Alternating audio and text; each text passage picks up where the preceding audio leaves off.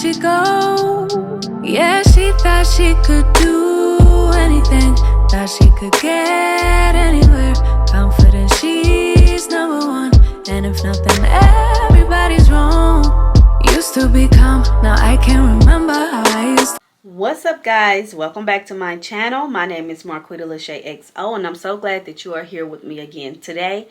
I absolutely love you guys as always. Thank you for watching me. Thank you for joining this channel, subscribing. If you haven't already, make sure you go do that. Like this video and comment. I love to talk to you guys. I do respond to every comment that I get. So yeah, why not? So from the title of this video, you already can guess what we're doing today. I know I've been slipping. So today we're going to combine my book wrap-ups, because for the months of March and April, I didn't do any wrap-ups, but I did read. I just didn't do any videos for it. So we're just going to combine both of them today, and we're going to talk about all the books that I read in March and April. So let's get started. You see my shirt? You see my shirt? Because I'm a cool mom, okay? I'm cool as my kids love me. Don't forget it. But anyways, I don't remember half these books. I ain't gonna cap to you. I don't remember. I know I didn't give all of them a rating because I was just so busy that I wasn't able to rate the books then. But as I talk about them, I'm gonna give them a rating. That's what I'm gonna do today. So we're just gonna go through the list. What books did I read in March and April? Oh my gosh, I don't even know. These are the only two physical books that I read. I'll start with these two. I talked about Allegedly in my last video. This is part of the book club that I'm in. So this was a book of the month. I think it was the book of the month for March, if I'm not mistaken. I hope I got this right. March, April, because it's May now. So this is Allegedly by Tiffany D. Jackson. It's not my typical type of book, but I ate this book up.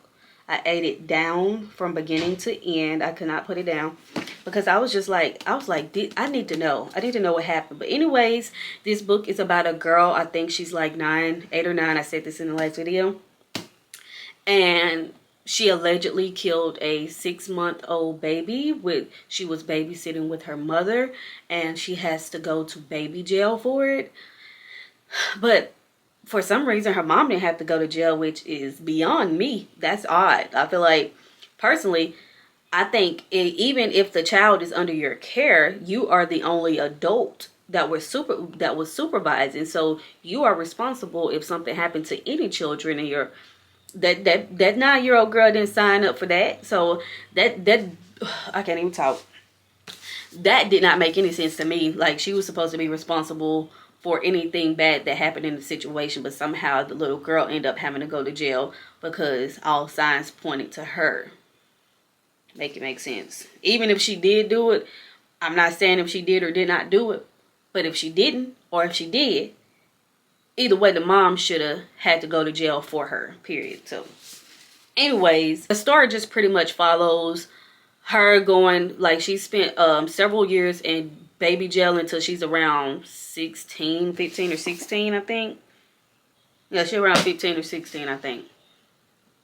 And now she's in a foster care, a foster home.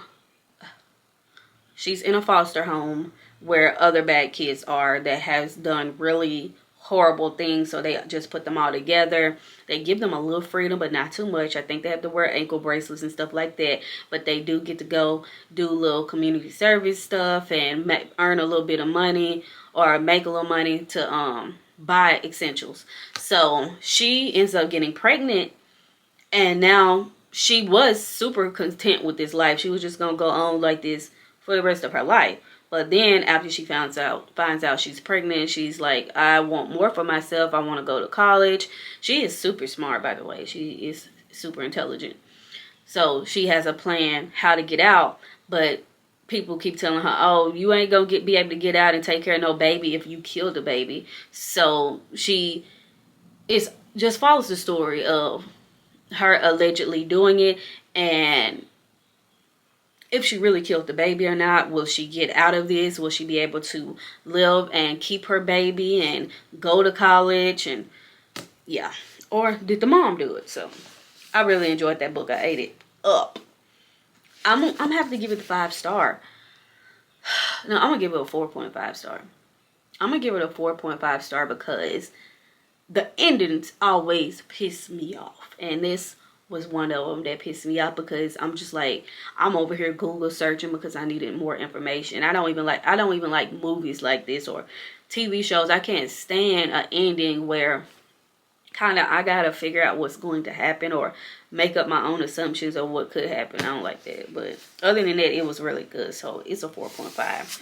You already know I absolutely love Iron Flame. It took me forever to finish this book though. But once I finished it, I was mad that I was done with it because of the freaking ending. Like, they really had to end that book off like that. They had to do this to my people. My people. I don't even know how I'm going to wait until the next book comes out. But I'm glad to know that it'll be here soonish. But I advise anybody else, don't read it. Wait until it's closer to getting the next book. Because why Zayden? So it's a kind of a 4.5 star for me as well, because in the beginning the book was just not booking. Okay, it wasn't giving what the first book gave. The first book was a 5-star. It was just like more world building going on, a lot of unnecessary stuff, and Violet just being mad about stuff she should have been over with by now. She should have been over that. But the whole book is about her basically being mad at Zayden. So I'm just like, girl, get over it. Get over it already. Now let's go to my audiobooks, because y'all know I love audiobooks. Audiobooks are my favorite thing to do. Yeah, I can listen to them all the time, so why not? I listen to them when I'm driving, I listen to them when I'm cooking, listen to them when I'm folding clothes. It's endless. I just love audiobooks. So I'm going to talk about another book club of the month that I read. Let me see if I can find it.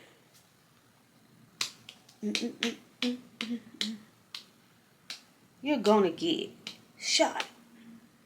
The Schuyler Sisters. Trust me, bro, you disgust me. I'm a trust fund, baby. You can trust me. Book club that we read was The List. I don't know if y'all can see that. The List by Yomi. I can't say that last name. This book is about Ola and Michael, and they are supposed to be getting married soon. They're very happy, and I think they're supposed to be getting married in like 30 days. I don't know. But the whole sequence of events is count down the days to the wedding. So you get this many days to the wedding. What's happening, the chain of events that's happening each time is getting closer and closer to the wedding. But Ola can't make a decision of whether or not she wants to marry Michael, because she is a journalist and she protects women who have allegedly suffered from SA or violence from males, just stuff like that, you know, having a back, making sure she get the story out there. But when she wakes up after a night out with her dude, she wakes up to social media, and they have this thing called The List that just appeared. You know how social media is. So it's a list of guys who have allegedly done things to girls, and these women just put their name on this list and lets you know to stay away from them. It doesn't really say what they did. It just says that they're on this list because they were either violent, or they can even be homophobic. They can be a lot of things, you know, just anything bad about the guys. So when she sees her soon-to-be husband's name on the list, Michael, she is distraught from this point, and she doesn't know if she wants to marry him, because this is battling with her integrity at this point, because she writes and she protects women every day for this thing, but now she has to protect her man who possibly has done something bad to another woman before, and so she is suffering. My girl is hurting because she don't know what she gonna do. She don't know if she gonna marry him. So basically it's her trying to find out as much information as she possibly can to find out, is he telling the truth or is the list telling the truth. And he keeps telling her he didn't do it, he didn't do it, he didn't do it. And it's a lot about Michael you got to find out, because they call him jobless, a whole bunch of stuff. But when this happened, he had a job. And if y'all know, because it was a point in this story that, like, at the end I didn't understand, because they told me Michael always had a podcast. But they also called him like he didn't really make money, or he didn't really have a career path, or he was jobless. He was living kind of off of her. So I don't know. I probably wasn't really listening to this because this ain't really my type of vibe of a book. But I probably missed some key points. So if anybody knows anything that I missed, let me know, okay? Like, if you have a podcast and you weren't jobless, it's not like he was a bum. So that was confusing for me. But anyways, I don't know. I give this book a 3.5 star. Like, it was okay, but all this running around and trying to find out if she was gonna marry him, and then the ending just didn't click for me. It's not what I would have wanted. I was expecting so much more from the book. After all the runaround that we had to go through to find out the answers we got, I felt like the answers could have been better. Everything could have been better. Because I was into it at one point, like, okay, did Michael do this? And then the letdown. But it was okay. Check it out if you're interested in books like that. Just not for me. So, let's see. Next book. Hot sauce and chicken. Ain't no competition. Tonight I'm cooking notes. Can't lie. Good, but it ain't enough, and I wish you the worst of luck. And tell your mama I don't like her neither. She can go to, 'cause she raised a demon. Ain't that bullshit, I don't need it. Let's go ahead and do Mile High. Mile High by Liz Forte. Let me see if I can get y'all a little visual. I'm probably gonna put the visuals up here anyway, but Mile High, my book. And my favorite narrator is my favorite narrator is on here, Winston James. So he, already brought this book to life for me. But this follows Xanders and Stevie, and it's a hockey romance. So who doesn't love a good hockey romance? Anyways, she is the flight attendant on a plane that has to travel and take his team to hockey games. And they kind of just, she don't like him at all at first, because she feels like he's like, he kind of like smelling himself, conceited type dude. So he just always trying to get on her freaking nerves. So he just call her and ask her for random ass things all the time on the plane. And she just like, he don't want nobody else to bring him stuff. But he only likes messing with her because she don't like him. And he used to girls always want him. And she's not interested in him at all. So that's kind of how that story sets off. But I really love this story because I love a book about different sizes of love, and they really depict on her and her being a thicker woman and her battles and her issues, her mental health issues with her body dysphoria, and it also touches on his mental health issues that he's going through, and how they both handle their mental issues separate and together, and they become better together handling them.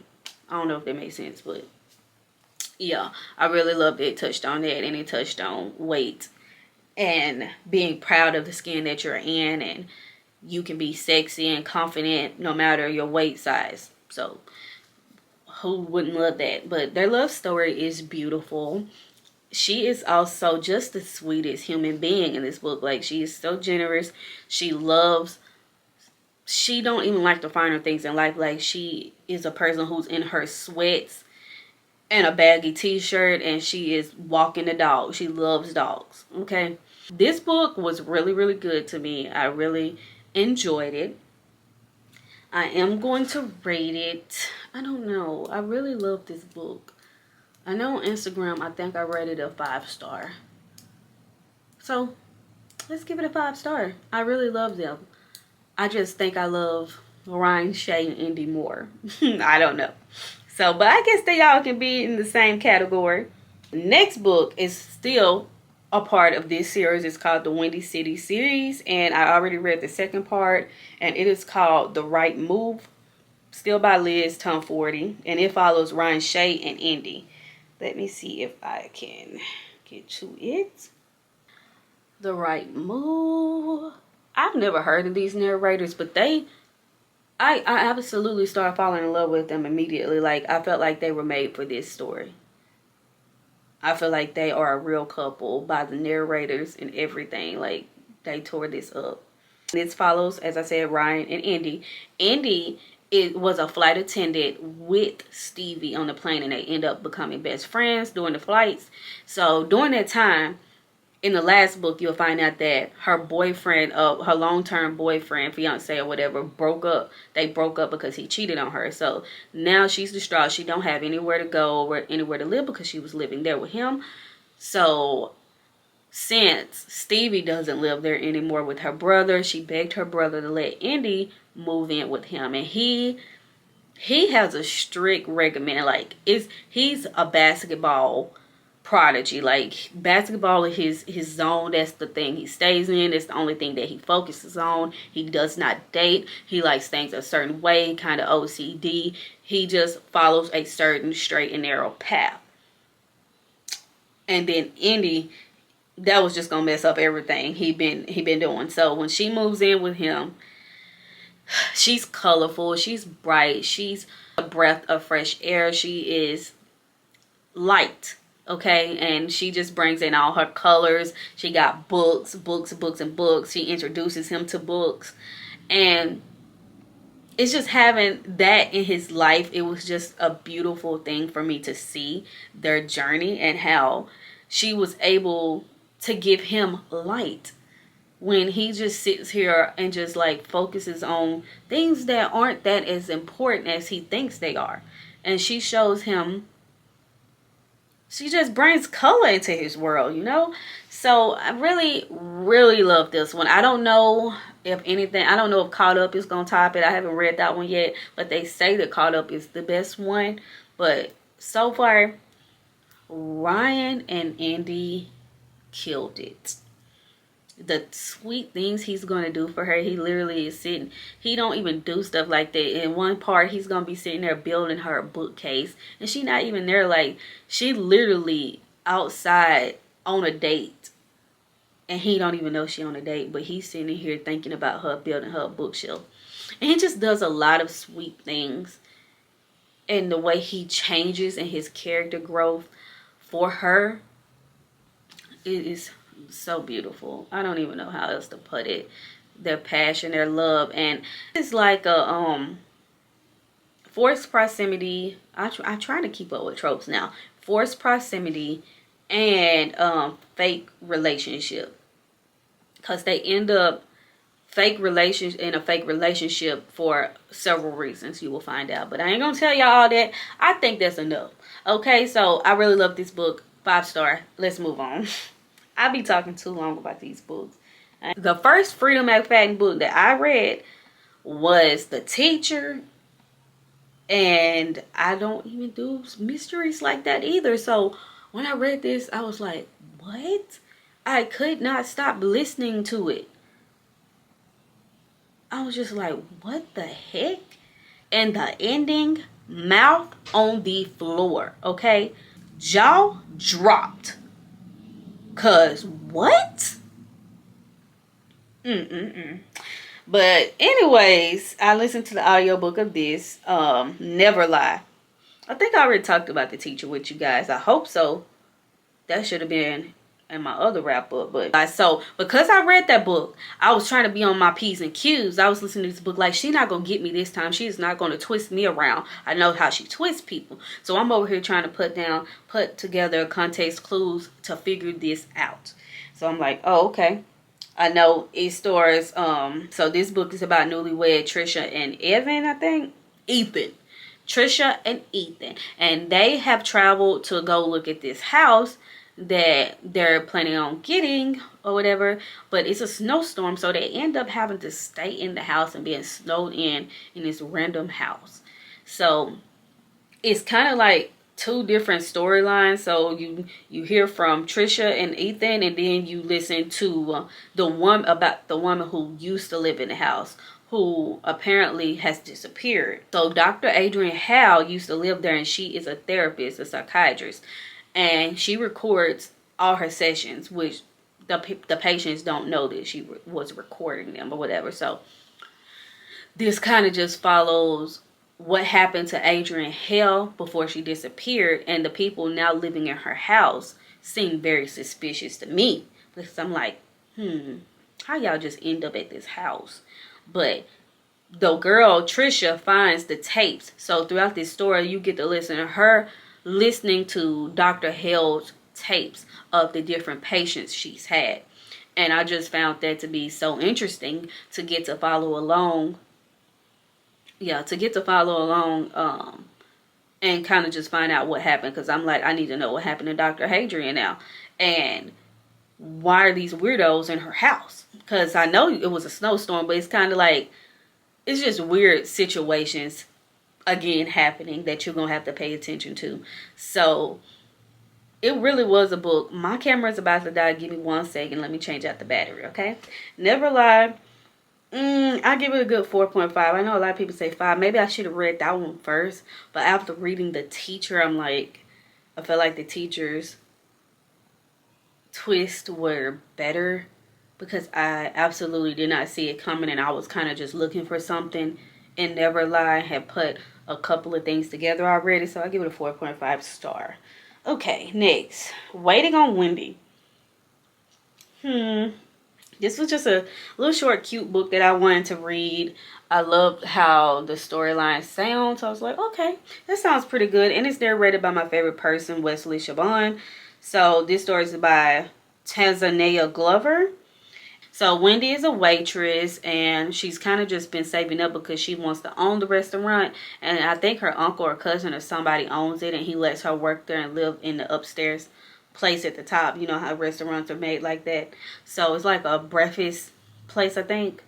Anyway, she's the waitress there, and this dude comes in. She usually get a lot of creeps there, as waitresses do, but this dude comes in and he just seems different, obviously. So his name is Kellen, and they end up having conversations every day, because she saw that he was looking kind of sad one day, and she was like, whatever is going on with you, it'll be okay. And he wasn't expecting to hear that from nobody at this point, because the story is about him dying. He is dying right now, and that's why he's sad, but she doesn't know he's dying. So he was just coming in there kind of to chill, you know.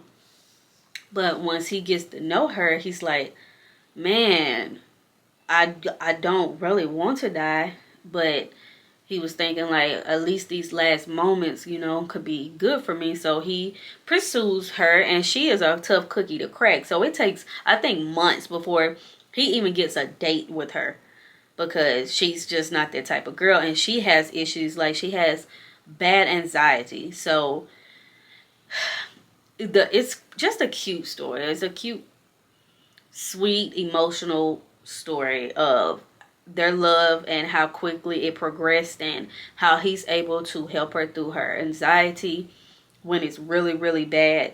And when she finds out he's dying, how she handles it. And basically, does he die? Do they get a happily ever after, or do they not?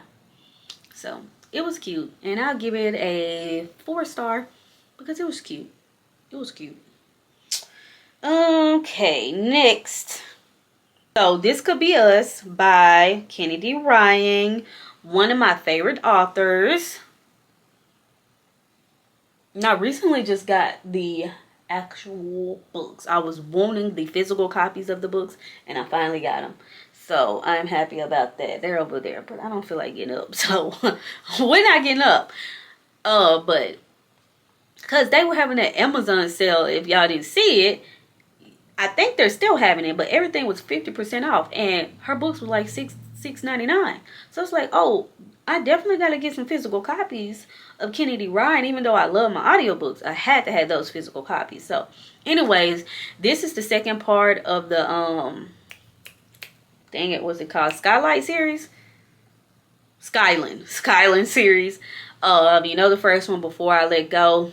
Beautiful, beautiful, beautiful, beautiful. It is a reconnecting love story from a ex-husband and ex-wife perspective, and how they find their way back to each other. But this one, and that story follows Yasmin and Josiah, but this one follows Soledad, her friend. And I have to say, I think I love this book more than the other one. It was just because maybe I connected more to this one, but I don't know. I think it was mostly the autism. I loved how the author started off talking about autism and the different ways we see autism, and the differences between autistic and autism, and it's basically what you prefer for your child. And it just hit close to home when she was speaking about her having her own child who was autistic, because I have an autistic child. So I almost cried at that part, because that was so emotional for me that she put that in there, and she showed the different sides and the different levels of autism by showing it between the two boys, and how one is highly on the spectrum and one is on a manageable level, you know. It's just beautiful. And even the part where she even puts in about part about Judah kind of insignificantly maybe having autism himself, because he doesn't like spaces, he doesn't like people like that, and he just seems different to himself and how he approaches and handles things, because autism is a rainbow of different things. Like, some people you can't even detect it in because they handle it so well in their everyday life, but there are still things that make them uncomfortable and it's hard for them to do.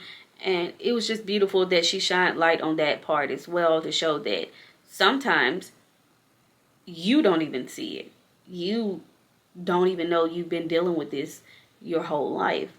So this is by Soledad and her husband.